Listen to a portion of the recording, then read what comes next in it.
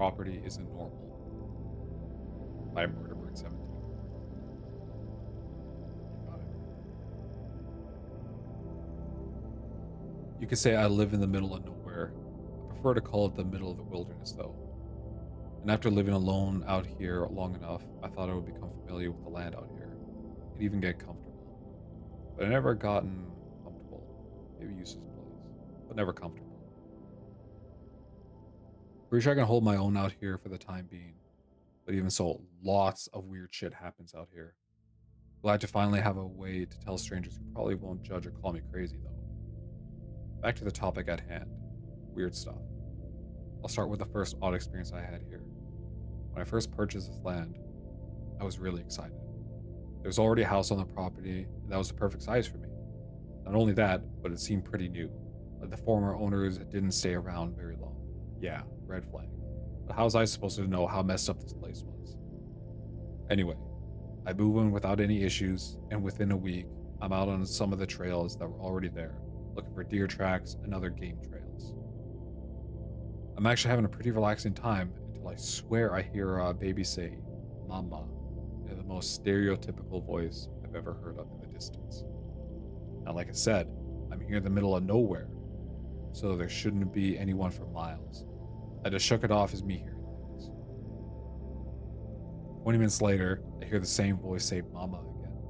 Only this time, it's 40 yards away from, on the other side, some trees and brush. It didn't even sound like a real baby. It just sounded like some disturbed dude. Of course, at this point, he's definitely on my property as well. I start making my way through the undergrowth. Then when I'm sure I'm about to hit where was the brush clears out to a clearing, I finally get a glimpse of the man. He was butt naked and halfway behind a tree, flaunting a huge smile, while his eyes stay kind of squinty. He was also pretty skinny, as I could see his ribs. Now, usually, you hear people say that. At this moment, my blood ran cold, but honestly, mine didn't. I was looking at some butt naked crackhead trespassing on my property. He decided to let out another mama during silence when I was trying to figure out my next move. So I promptly responded with a hearty, "What the actual fuck are you doing here?" That's when he decided my next move for me. He started running at me, and I might have run away if he hadn't been so scrawny. So when he reached me with that big smile and looked like he was about to grab me, I punched him in the throat. It was a good punch. I was proud of it, honestly. It would have kept any normal man on the ground for at least a minute. This is when I got the first hint that this wasn't a normal man. While I was standing there, proud of my Mike Tyson level haymaker, the guy immediately got back to his feet, and before I had time to hit him again, he dive tackled me to the ground, and it hurt pretty bad. He somehow pinned my shoulders to the ground, and no matter how hard I kicked and punched him, he wouldn't let up, so I was forced to use Plan B. I pulled out my trusty Bear Grylls survival knife and stabbed him in the gut twice. This finally got his attention, and he hopped back to his feet, slinging blood all over me in the process. I got back to my feet, knife in hand, and waited for him to do something else. All he did, though, was stick a finger in his wound, then lick the blood off, then cartwheel into the woods, crying like an actual newborn baby this time. Now, by this point, I was pretty on edge, and right as he got far enough away that I could no longer hear him, I turned and walked home. I know I should have run, but running through the woods was so tiring, it just didn't feel like it. When I got home, all was normal again for a while. Another story that comes to mind when I think about odd things happening around the area is the event that led me to no longer camp in my woods. By the time that the event in this story took place, I already experienced quite a few things on this property. This was easily the third freakiest thing to happen up to that point. Right behind the naked stab victim that cried like a newborn baby and cartwheeled out into the woods. This time I decided that I never wanted to go camping. Despite all the stuff that had happened, I had never been seriously injured in those woods, so why not go sleep in them? Bad choice, I know. Anyways, the first few hours when I got into the woods felt fine. I set up camp, built a fire, burned myself trying to cook a hot dog. I saw on fire that burnt me. I started to realize camp is pretty boring when you're all alone. So I decided to go to sleep. Next thing I know, I wake up to the sound of young girls voice down in the creek. Sounds like she's college type age. She's yelling, "Help! I need some help down here. I'm lost. Dad, help!" And I can hear her down in the creek from my tent. Now, this is the first time I've been lured into the woods by a voice pleading for help. This voice was a lot more convincing than the others. Nonetheless, I still brought my newly purchased 45 caliber handgun that I bought for dealing with the things on the land. I made my way into the creek, flashlight in hand, and headed down to the voice. Soon I find the source. Now, I didn't put the flashlight beam on her right away because I didn't want to blind her, but I could see clearly the outline of a small girl sitting on the bank of a creek. I got about 15 feet away and she stopped me, stating that you really don't need that flashlight with the moon out like this. It wasn't even close to a full moon, so that confused me a little. I replied with, "I don't know about you, but I can't see a thing out here. Let me help you though. Are you hurt?" I started to shine the flashlight on her, but she screamed, "Stop!" before I got to her face. This time her voice wasn't as convincing. I could tell she wasn't human. Now what you guys need to realize is that I'm not a badass. And I'm not trying to sound cool or tough, but ever since something happened 3 years ago, the same event that caused me to move out here, I don't respond to situations the same anymore. Maybe I'm not scared of death anymore. Maybe I'm mentally unstable.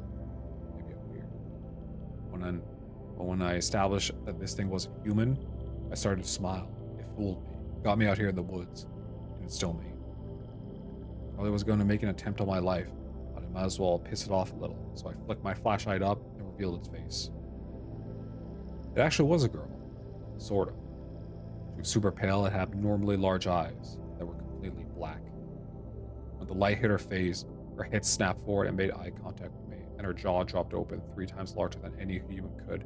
As she screamed, it was loud, like inhumane loud. It sounded like a girl scream that was always being played through massive speakers to make it ear-splitting. Then I felt something closing around my neck. She hadn't moved, but was somehow choking me, still screaming. I've realized while living here that the entities can hurt you, and also get hurt themselves. Now, most of them are as tough as nails, but they can be hurt. This memory went through my head just as I felt something warm dripping onto my neck and left my ear. My left ear went quiet, busted eardrum. I aggressively threw my flashlight at the bitch and it connected with what I assumed was her eye. I couldn't tell for sure, but I did have a flashlight. And yes, I forgot to use the gun. It was new, and in the current life or death situation, I forgot I had it. Luckily, this girl wasn't one of the tough ones, and I felt the grip on my neck loosen and her scream stopped. No sooner had I taken my first breath when she bent over backwards, possession style, and sprinted into the woods in reverse. When I finally caught my breath, I slowly walked out my campsite and went to sleep in the tent. You may be asking, why didn't I go back home after that? It was a 20-minute hike, and my flashlight was broken, so I had to wait till morning. Slept pretty good though. No noises woke me up. I woke up the next morning, expecting my ear to be killing me, but miraculously, it was completely back to normal.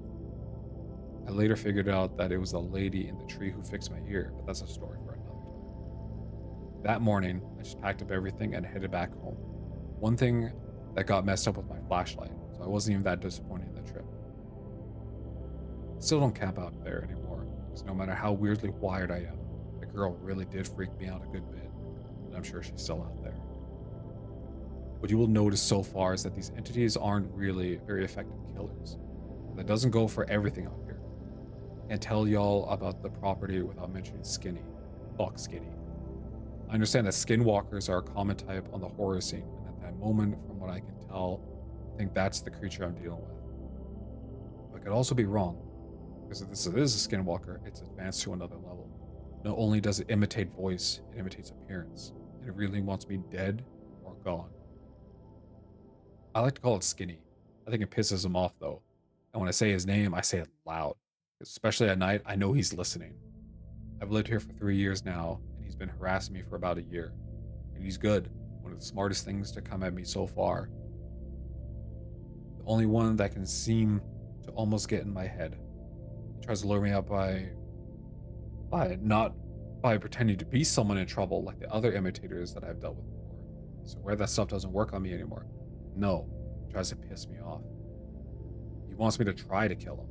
Problem is, we both know I probably can't. One time he got me though. I was watching a documentary about a veteran suicide. It's a terrible topic, and I'm a supporter of our armed forces. I think it's terrible that our government doesn't take better care of our vets and that risk everything overseas so we don't have to. They were doing a slideshow of men who unfortunately lost the struggle with their own demons. I had to look away for a second because one of the guys that appeared on the screen looked too young and too happy to be gone in this dark of a place. It was a mixed race from what I could tell. Athletic looking and had a big dimpled smile on his face. When I look away, I'm suddenly staring at the same kid outside my window. Same smile, same build, same uniform. One difference. Across his forehead was the word failure. I instantly knew that it was skinny. I was going to try to imitate this kid. It was insulting him. And he finally struck a nerve. I had seen him imitate so many other people and try so many other tactics, but this was the one that finally broke me. I was ending this creature. I exploded out of my chair and bolted toward my bedroom. I grabbed my .45 caliber handgun and proceeded to walk towards the same window the young soldier was still staring through. I got within 5 feet and saw that the word had changed, and now it spelled out, I deserved it. After reading this, I didn't hesitate to raise my gun, fire 2 shots, but I think he ducked them. Bastard is fast. I stormed outside to try to find him, but he wasn't anywhere to be seen. That's when I hear, "Gotcha," whispered into my ear, and I was flung against the wall of my house. The gun flew out of my hand in process, broke 2 ribs, and dislocated my right shoulder. I was a dead man, and he knew it. Ever since the incident that led me to buy the house by myself, out in the middle of the woods, I don't think I've ever felt fear again. Something's wrong with my head, but I did feel defeat. I fell for his trap, and how he's going to kill me. As these thoughts passed through my brain, I passed out from the pain, with concussion probably. And for some reason, that I still don't understand, I woke up. It was bright outside. I was covered in blood and in more pain than I'd ever been in my entire life. But I was alive. Why was I alive? I struggled to stand up with my right arm hanging loosely at my side, and I soon noticed the words carved out into the outside of wall of my house. Next time, fuck Skinny. Ever since I got back from the hospital, I told the doctors I fell out of the roof. I've been trying to find ways to deal with or kill a skinwalker, if there is a way. Or even if he is a skinwalker. He beat me. I'm usually pretty lighthearted with most of my experiences, no matter how intense they are. But I just can't with this one. Because if I lose to Skinny again, I guess I'll just be signing off for good. Be careful out there, and don't be fooled like me. There isn't always a next time, but hey, I'm not dead yet, so maybe there will be a next time. I plan on writing down more of my experiences in the future, so keep your eyes peeled for those. Until next time, Cole signing off.